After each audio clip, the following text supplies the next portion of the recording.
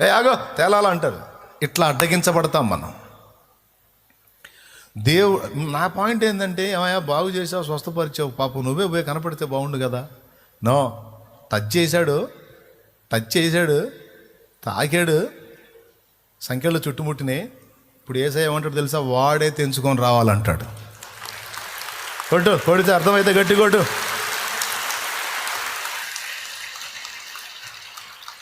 నేను చేయాల్సింది నేను చేశా. వానికి లైఫ్నిచ్చా, వానికి జీవితాన్నిచ్చా, జీవాన్నిచ్చా, బాగు చేశా.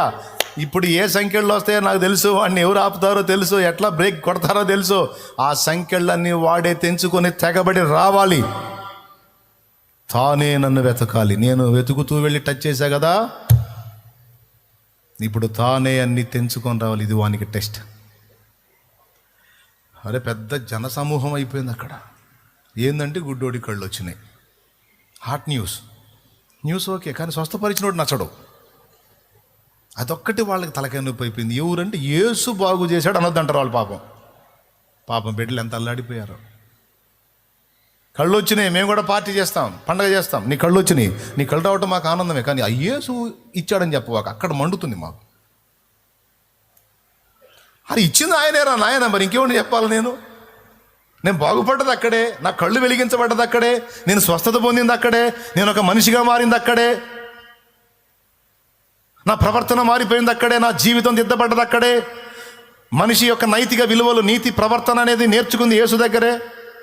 నా జీవితాన్ని ఎలా వెలిగించింది యేసు. ఆయన కాదంటావేంటి? ఆయనే అంటాడు. వీడు అంత ఊరికట్టం తిరిగాడు.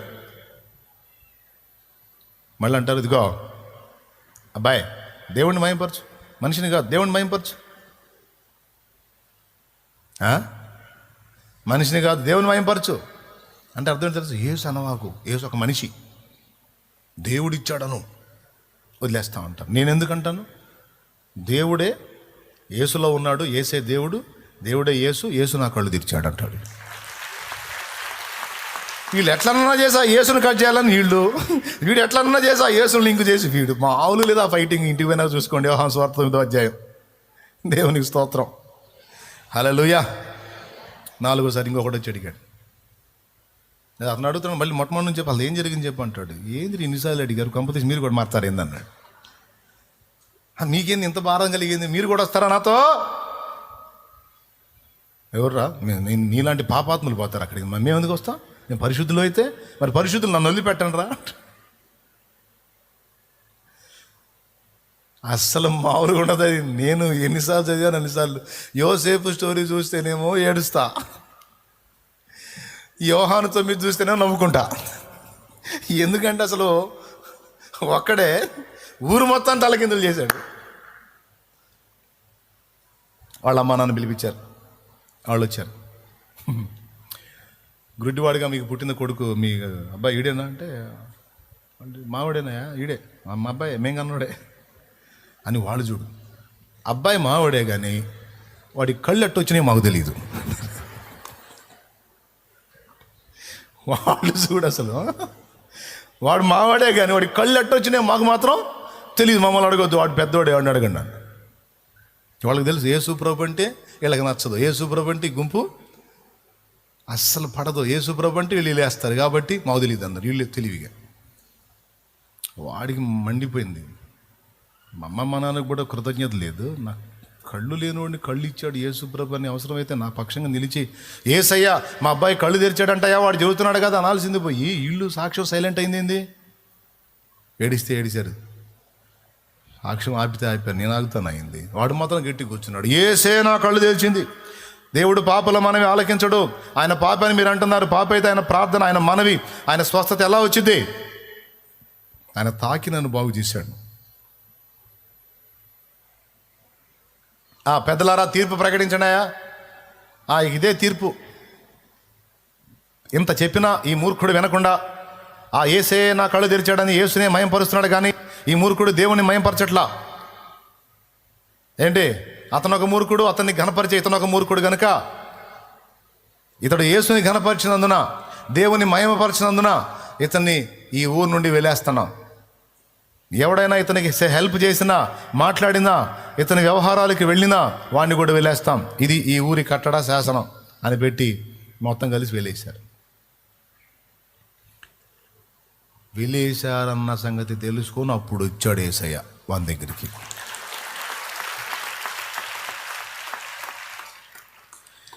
విరిగిన మనసే నీకే ప్రియము. నేను అంటాను, యేసయ్య ప్రశాంతంగా ఇక్కడ అడుక్కొని తిని ప్రశాంతంగా బతుకుతున్నాడు బతుకులో ఏందయ్యా నువ్వు చేసిన పని? కాదయ్యా, ఏది నువ్వు చేసిన పని? నువ్వు వాడిని దర్శించనే ఎలా, వాడికి కళ్ళు రానే ఎలా, వాడు ఊరికి అడ్డం తిరగనే ఎలా, మొత్తం కలిసి వాడిని ఊరు బయటికి ఎట్టనే ఎలా, వాడి బతుకు అట్టగానే ఎలా? ఏమయ్యా నువ్వు తగిలితే అగ్నే, నువ్వు తగిలితే ఇంకెవడు ప్రశాంతంగా ఉన్నాడు అనమాట. స్తోత్రం. చెప్పరేమి? అయ్యో అంతే, యేసయ్య తగిలితే ఎవడు ప్రశాంతంగా ఉండడు. లోకం ఆశించే ప్రశాంతత ఉండదు, కానీ దేవుడిచ్చేటువంటి విశ్రాంతి పొందుతాడు. ఆ విశ్రాంతి రుచి చూస్తాడు కనుకనే ఈ లోకం అనుకుంటున్న గొప్పవేవి వానికి పట్టో వాడు వాటిని అవాయిడ్ చేస్తాడు. అవాయిడ్ చేసినప్పుడు జనాలకు నచ్చడు, జనాలు నొచ్చుకుంటారు. పాపం జనాలకి వాళ్ళకి ఈ ప్రవర్తన గుచ్చుకుంటూ ఉంటుంది. అందుకే వాళ్ళు ఏదో ఒక విధంగా ఇబ్బంది పెడతా ఉంటారు. ఎంత దుర్మార్గం. పాపం అంతకుముందన్న ఆ ఊర్లో కాస్త ఎవడన్నా జాలిపడి అంత ఆహారం వేసేవాళ్ళు. ఇప్పుడు మొత్తం కలిసి బయటికి నెట్టారు చూడండి. ఇప్పుడు ఎట్ట బతకాలా? అవునా? ఇప్పుడు మీరు చెప్పండి, ప్రస్తుతం వాడి పరిస్థితి ఊరు బయటికి నెట్టేశారు, ఊళ్ళో లేడు. ఇప్పుడు ఇంతకు ముందు లైఫ్ బెస్టా, ఇప్పుడు లైఫ్ బెస్టా? పెద్దవాళ్ళ సామెత, ఇంటి కూడు బంతి కూడు రెండు పోగొట్టుకున్నట్టు అయిపోలాడు పని. ఊరు బయట ఏం దొరికిద్దండి ఇప్పుడు? ఎంత భిక్షాటం చేద్దామంటే కళ్ళు ఉన్నాయి, కళ్ళు బాగానే ఉన్నాయి, పని చేసుకో సావంటారు. పని చేసుకుని ఊళ్ళోనే ఉన్నాయి. ఇట్లా ఎవరు పనికి పిలవరు. ఎవరన్నా పెట్టుకుంటే వాడిని కూడా వెళ్ళేస్తారు. కాబట్టి ఇప్పుడు ఏ ఆధారం లేదు. ఇప్పుడు ఎట్లా?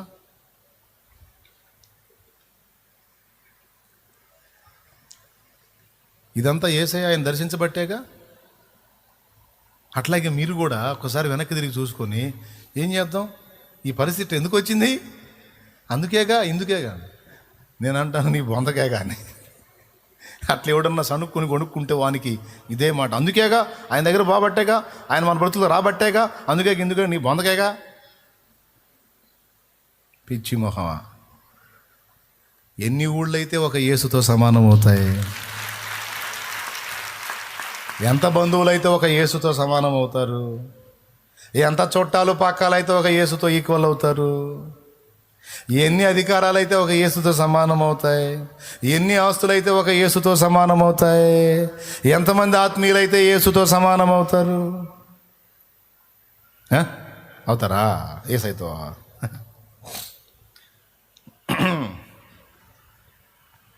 శుభ్రంగా వెలేస్తే వెలేయండిరా అన్నాడు. కానీ అయ్యా నన్ను ఎందుకు వెళ్ళేస్తారు, ఏంది నేను చేసిన పాపం? ఆ యేసు అనే పేరు ఎత్తటమేగా. సరే ఎత్తంలేయ్యా, వెళ్ళేస్తే నేను ఏడ బతకాలి? ఆ మాట అనమాకండి అనలా.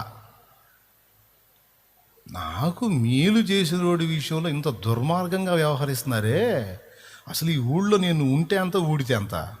ఇట్లాంటి విషం నిండిన ఈ మనుషులు, దుర్మార్గత నిండిన ఈ మనుషులు, కనికరం లేని ఈ మనుషులు, నీతి న్యాయము యథార్థత లేని ఈ మనుషులం ఈ ఊళ్ళో ఉంటే అంత ఊడిది. కనీసం నా తల్లిదండ్రులు కూడా కృతజ్ఞత లేకపోయినే. ఇలాంటి ఊళ్ళో ఉండి బతికి బట్టగట్టే కంటే ఊరు బయటికి పోయి సచ్చింది మీరు.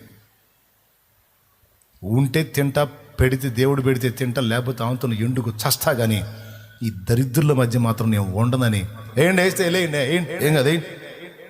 ఒరే అబ్బాయి ఇన్నయ్యా, అరే అబ్బాయి ఇగో మాకు తెలుసు నిన్ను ఆయన బాగు చేశాడని, మేమేమంటున్నావు అని చెప్పుంటారు అమ్మా నాన్న వచ్చి.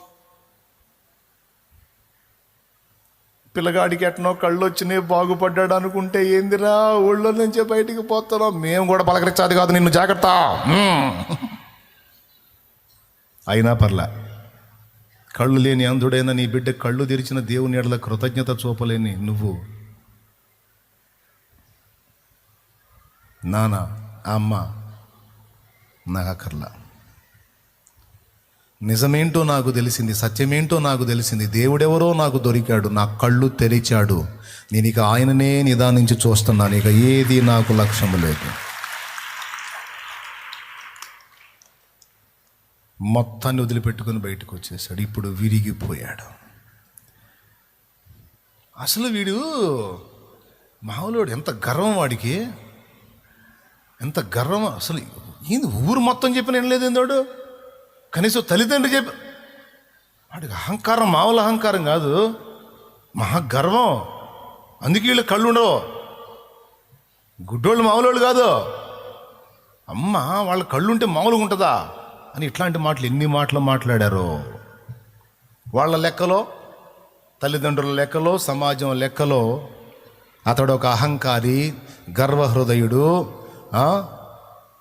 కఠినుడు. కానీ దేవుని విషయంలో అహంకారా, గర్వహృదయుడా? నో, వినయము గలవాడు, దీనుడు, నీతి కొరకు ఆకలిగొన్న దీనుడు, యేసు కొరకు దీనుడు.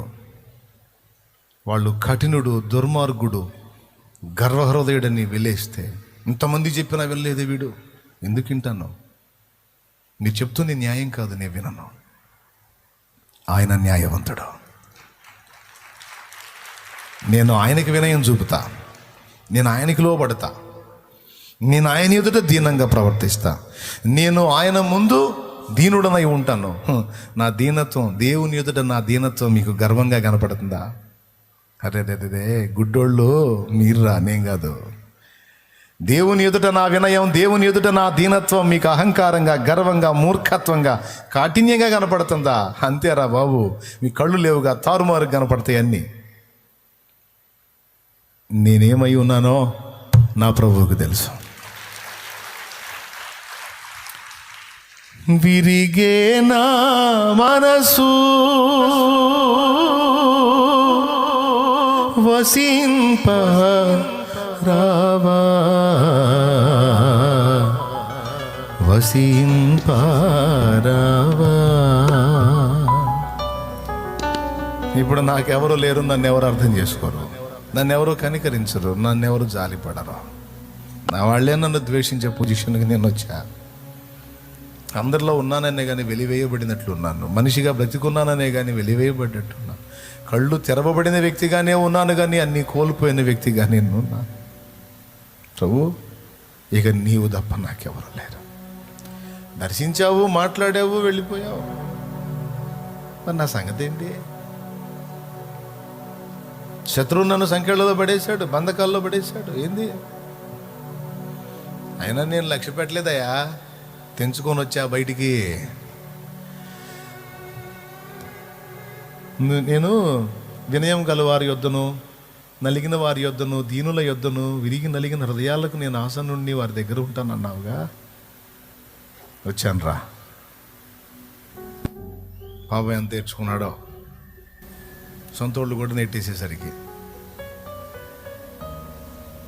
ఆ సంఖ్యలు తెంచుకొని బయటికి వస్తాడా రాడా? ఇది ఆయన మౌనం. ఎవరు మౌనం? వద్దు వద్దు అని అడ్డగిస్తే రూతు సర్దుకుంటుందా, అడుగు ముందుకేసిద్దా? ఇది నయోమి ప్రయత్నం. రూతు వెనక్కి తిరగల, నిలిచింది, అందుకే ధన్యురాలైంది. అంధుడు వెనక్కి తిరగల, నిలబడ్డాడు యేసు కోసం, యేసు పక్షంగా సాక్షిగా నిలబడ్డాడు. వాణ్ణి స్వస్థపరిచి వదిలేలా, వాడిని వాళ్ళందరూ బంతి ఆడుకుంటుంటే నాకు తెలిసి ప్రభువు తెలియకుండా ఉంటుందా? మీరు చెప్పండి, మళ్ళా మన మాట ఆయన తెలియదా? తెలిసి ఉండదా? వాళ్ళందరూ కలిసి బంతి ఆడుతుంటే నేనే స్వస్థపరిచిన పోవచ్చుగా, పోలా. అలా కదిలిచ్చాడు, సర్దుకున్నాడు. ఎట్లుందంటే కదిలిచ్చి సంఖ్యలలోకి నెట్టి ఇప్పుడు ఎట్టొస్తావరా బయటికి అన్నట్టు ఉంది. ఏందయ్యా నీ పనులు ఏసయ్యా? అంతే, వాడే తెంచుకొని రావాలి, ఆమె తెంచుకొని రావాలి. రా, నేను కావాలా, వాళ్ళు కావాలా? వద్దు, నాకు నువ్వే కావాలి, ఇంకెవరికి లేదు. అలా తెంచుకొని బయటికి వచ్చిందాక ఎంటర్ అయ్యాడు యేసయ్య. ఫస్ట్ ఒకసారి దర్శించాడు, కార్యం చేశాడు, అడబడేసినట్టే వదిలేశాడు. జక్కయ్య దగ్గర కూడా అంతే, కదిలిస్తాడు, మౌనంగా ఉంటాడు. కొన్నిసార్లు నవ్వు వచ్చిందండి ఆయన కార్యాలు. ఇప్పుడు అంతమంది గుంపు వెనక నడుస్తుంటే వాళ్ళందరిని వదిలిపెట్టి చెట్టు మీద ఎక్కి చూస్తున్నాడు. జక్కయ్య దా ఈరోజు నీట్గా వచ్చా అన్నాడు. వెనకుండే వాళ్ళకి మండిపోదు? మేము అసలుకే పరిశుద్ధులము, పరిసయ్యులం, మాలాంటి భక్తిపరులు లేడని వాళ్ళంతా మెలికలు తిరుగుతుంటే ఊరు మొత్తం కలిసి రోసేసినోడు జక్కయ్య. తెలుసా మీకు బైబిల్ లోకాసువార్త 19, ఇంటికి పోయే చూసుకోండి, ఇప్పుడు వద్దు. లోకాసువార్త 19వ అధ్యాయం, జస్ట్ పెన్ ఉంటే రాసుకో అంతే. మొదటి నుంచి అయితే జక్కయ్య స్టోరీ ఉంటుంది. ఊరు మొత్తం కలిసి అతనికి ఇచ్చిన టైటిల్ ఏంటంటే పాపి అయిన మనుష్యుడు. పాపి. జక్కయ్య అలాంత దూరం వసూలు కోసంటే అది వడుతున్నాడు. పాపి, పాపాత్ముడు వస్తున్నాడు రా, వాడు కఠిన హృదయుడు, పాపి. ఊరు మొత్తం రోసేస్తే ఆ జక్కయ్య చెట్టు ఎక్కి చూస్తున్నాడు, యేసు ప్రభు ఎవరో చూద్దాం ఎట్టుంటాడో అని. మరి ఆయన చుట్టూ జనాలు ఉన్నారు, వాళ్ళంతా పొడుగ్గా ఉన్నారు. జక్కయ్య కొంచెం పొట్టిగా ఉంటాడు. ఎట్లన్నా సందు చేసుకున్నా యేసయ్య రూపాన్ని చూద్దామంటే వాళ్ళు చూడండి, ఇట్లా నీకెందుకురా పాపి అని అడ్డం తగులుతున్నారు. ఎరా మీరు అడ్డు తగిలితే నేను చూడలేనా?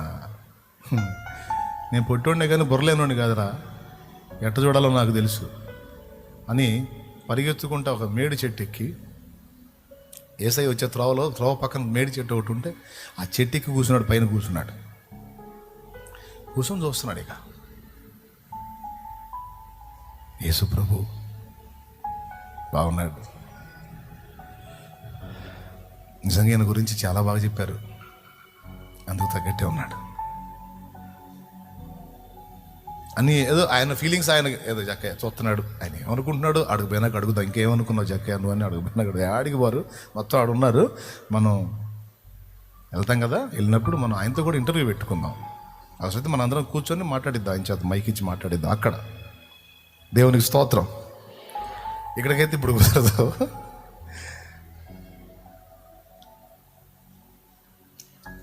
జక్కయ్యని ఎవరు చూడలా, చెట్టు ఎక్కి కూర్చున్నాడు. యేసు ప్రభు అసలు చూడలా, నడుచుకుంటూ వస్తున్నాడు. కరెక్ట్గా చెట్టు కాడికి వచ్చి సడన్గా ఆగాడు. ఎందుకు ఆగాడా అని చుట్టూ చూసుకుంటున్నారు. అది పైకి చూశాడు. దేవునికి స్తోత్రం కలుగునుగా. హల్లెలూయా. మై లార్డ్, నా ప్రభువా. వచ్చి అంటాడు చెట్టు కింద ఆగి, జక్కయ్య ఈ ఊరికి ఎందుకు వచ్చాను అనుకున్నా? ఎవరింటికి వచ్చాను తెలుసా? నీ ఇంటికే జక్కయ్య, నీకోసమే వచ్చాను. నా ఇంటిగా? నా ఇంటిగా? నా కోసం ఇంతమంది పరిశుద్ధులు, నీతిమంతులు, గొప్పోళ్ళు, మంచోళ్ళు, నేను పాపాత్ముడిని, ఊరి మొత్తానికి అసహ్యుడిని. నా ఇంటికి నువ్వు రాటు, నన్ను దర్శించడం ఏంటి?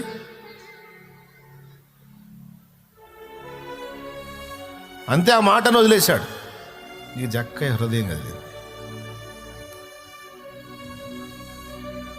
అంతే, యేసుప్రభు టచ్ చేస్తాడు అంతే. ఇక మనమే తెగుల్చుకొని రావాలా అంతే. యేసయ్య అంతే, ఆయన దాసులు అంతే, ప్రవక్తలు కూడా అంతే. మళ్ళీ కూర్చొని వసంతాలు ఉండవు ఆడ. ఇదిగో రా, ఏంది, ఏ వసంతాలు ఉండవు.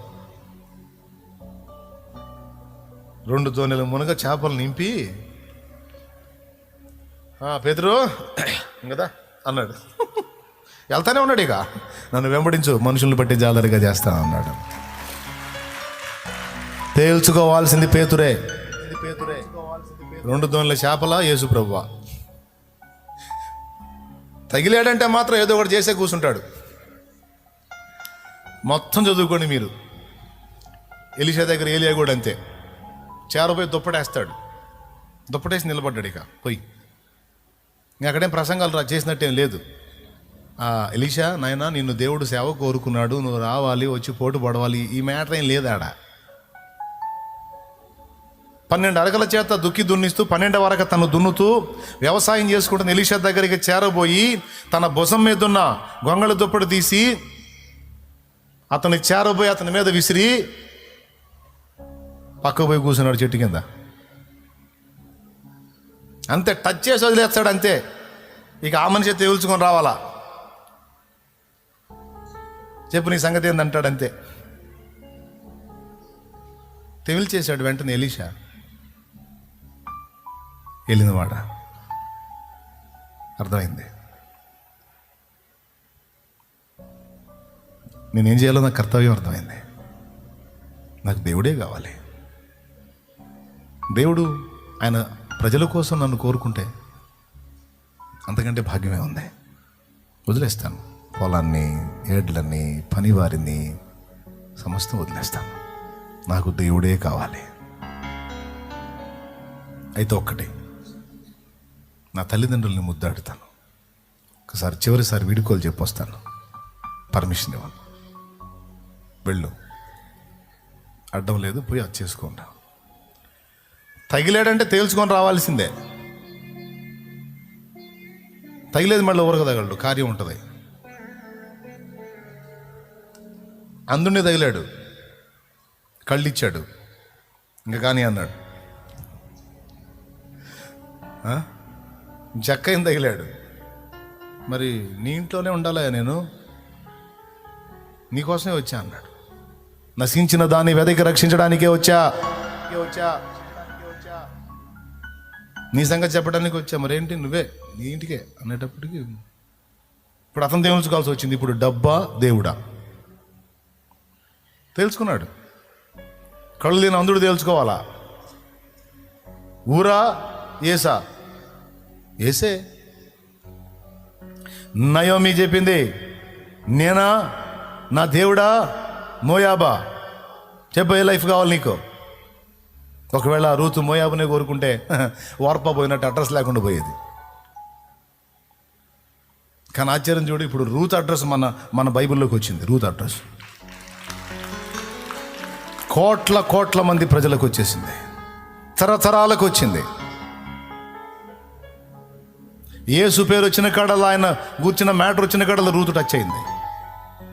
ఒకవేళ నయోమిని విసర్జించి, దేవుని విసర్జించి, ఒకవేళ మోయాబే కావాలి, మోయాబులో పెళ్లి కొడుకే కావాలని పోతే ఓర్ప పోయినట్టు రూతు కూడా అడ్రస్ లేకుండా పోయేది. నాకు మోయాబొద్దు, నాకు లోకమొద్దు, నాకు దేవుడు కావాలి, దేవుని ప్రజలు కావాలి, పరిశుద్ధులు కావాలి, పరిశుద్ధుడైన దేవుడు కావాలి అని నయోమిని వెంబడించడానికి తనకు మనసు కుదుట చేసుకుంది. ఇప్పుడు తేల్చుకోవాల్సింది రూతే, తేల్చుకోవాల్సింది జక్కయే, తేల్చుకోవాల్సింది అంధుడే, తేల్చుకోవాల్సింది పేతురే. పేతురు చూడు మరి ఇంకా దారుణం. 2 దోణెల నిండా చేపలు ఇచ్చి, చేపలు కావాలని నేను కావాలని కూర్చున్నాడు. ఈయనోడివి ఇవ్వకపోతే అది వేరు, ఇష్టివి 2 దోణెల నిండా చేపలు ఇచ్చివి, కనీసం అంత కూరను వండుకొని తిని రాని వద్దా? కాదయా, 2 దోణెల నిండా ఇత్తివి, ఏమో నోరు ఊరతుండే చూస్తుంటే. డబ్బులు కనపడుతుంది వాటిలో, మంచి ఫ్రై కనపడుతుంది, కూర అన్నీ కనపడుతున్నాయి. మళ్ళీ నిలబడి అయ్యా నేనా, చేపలా నేనా? ఇప్పుడు తేల్చుకోవాల్సింది ఎవరు? ఎట్లా పెడతాడో చూడు. చేపలేం ఆకర్షిస్తుంటాయి. హలో బ్రదర్, ఫుల్ సౌండ్ అవుతావు. 2 దోణెలు నువ్వు సంవత్సరం పెట్టిన రావిన్ని ఒకేసారి 2 దోణెలు నిండా చేపలు. వీటిని అమ్ముకున్నామంటే మరో 2 దోణెలు, మరో 4 వలలు చూసుకో, పండగే మామూలుగా ఉండదు, ఒక రేంజ్కి వెళ్ళొచ్చు అని ఇక్కడ చేపలు మాట్లాడుతున్నాయి. స్తోత్రం. తేల్చుకోవాల్సింది పేతురే. నాకొద్దు, నాకు నువ్వు కావాలి అని అన్ని విషయములలో విరిగిపోయి, నాకు యేసు కావాలి అని ఎవరు అడిగేస్తారో వారి యొద్ద ఆయన నివాసం ఉంటాడట. అది విషయం. ఇక వారిని తానే నడిపిస్తాడు. ఇక వారిని ఆశీర్వాద కారణంగా ఆయనే చేసుకుంటాడు. ఇక వారిని ఆయనే చెక్కుకొని నిర్మాణం చేసుకొని ఒక అంతస్తుకి ఆయనే తెచ్చుకుంటాడు. అలా నిన్ను స్వీకరించేటప్పుడు నిన్ను టచ్ చేసి సంఖ్యలలోనికి నెట్టిన అనుభవం ఉంటుంది. అది అర్థం కాక జనం జుట్టు పీక్కుంటున్నారు. ఇప్పుడు సంఖ్యలు తెంచుకొని బయట పడతావో, ఆ సంఖ్యలలో కూర్చొని అక్కడే కూర్చొని నాకు అయ్యే కావాలనుకుంటావో నీ ఇష్టం. అగ్ని పరీక్ష రౌండ్ వేసిద్ది. మళ్ళీ స్పష్టంగా దేవుని కార్యం అనుభవిస్తావు. మళ్ళీ ఫస్ట్ అనుభవిస్తావు, తర్వాత అగ్ని పరీక్ష రౌండ్ పడిద్ది. ఎన్న అనుభవాలు క్లియర్గా అర్థం చేసుకొని మీకు అందిస్తాను. ఆయన నడిపింపులు కొద్దో గొప్ప తెలుసు కాబట్టి మీకు చెప్తున్నా. ఫస్ట్ టచ్ చేశాడు, సూపరం. ఎట్లుందంటే ఒక్కసారిగా నరకంలోంచి పరలోకానికి వచ్చినట్టుంది. ఏ సైడ్ టచ్ చేసినప్పుడు, దర్శించినప్పుడు, మొదటిసారి ఆయన పాదాల దగ్గరికి వెళ్ళినప్పుడు, ఆయన కలుసుకున్నప్పుడు, ఆహా నాదల్ క్షణికమైన సుఖాలనా, బలహీనతలనా, వ్యసనాలనా, యేసునా? చెప్పు, యేసు అని చెప్పు. ఆయనేనా? ఒక పూట కూటి కొరకు తన జైషత్వపు హక్కును అమ్మేసుకున్న ఏశావు లాంటి భ్రష్టులైనను వ్యభిచారి అయిన మీలో ఉండునేమో జాగ్రత్తగా చూసుకోమన్నాడు ప్రభు. అల్పకాల పాప భోగాన్ని నాశించొద్దు, విసర్జించి ప్రభువును హత్తుకో. ఆయన చేత నీవు వెలిగించబడి అనేకులకు వెలుగుగా నియమించబడాలి.